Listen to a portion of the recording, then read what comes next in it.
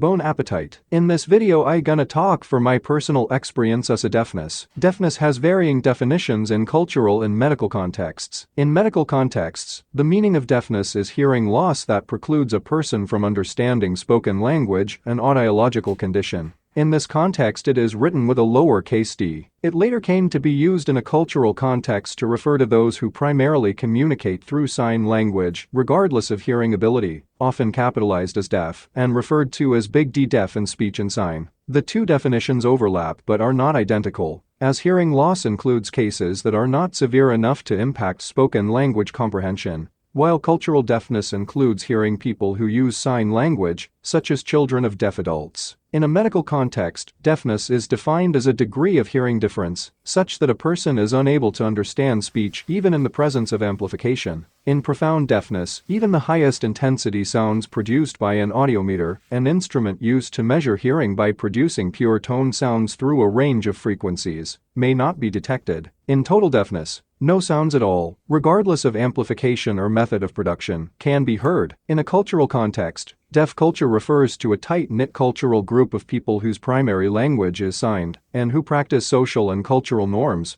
which are distinct from those of the surrounding hearing community. This community does not automatically include all those who are clinically or legally deaf, nor does it exclude every hearing person. According to Baker and Patton, it includes any person who identifies him/herself as a member of the deaf community, and other members accept that person as a part of the community. An example being children of deaf adults with normal hearing ability. It includes the set of social beliefs, behaviors, arts, literary traditions, history, values, and shared institutions of communities that are influenced by deafness, and which use sign languages as the main means of communication. Members of the deaf community tend to view deafness as a difference in human experience, rather than a disability or disease. The first known record of sign language in history comes from Plato's Cratylus, written in the 5th century BCE. In a dialogue on the correctness of names, Socrates says, "Suppose that we had no voice or tongue, and wanted to communicate with one another, should we not, like the deaf and dumb, make signs with the hands and head and the rest of the body?" His belief that deaf people possessed an innate intelligence for language put him at odds with his student Aristotle, who said, "Those who are born deaf all become senseless and incapable of reason, and that it is impossible to reason without the ability to hear." This pronouncement would reverberate through the ages, and it was not until the 17th century when manual alphabets began to emerge, as did various treatises on deaf education, such as Reduction de las letras y art para enseñar,